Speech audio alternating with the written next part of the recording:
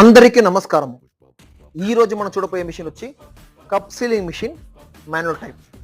మనం ఆల్రెడీ వచ్చి tray sealing machine video upload చేసి ఉంటాము. దాని తర్వాత దీన్ని కప్ సీలింగ్ మిషన్ అప్లోడ్ చేస్తూ ఉంటాం.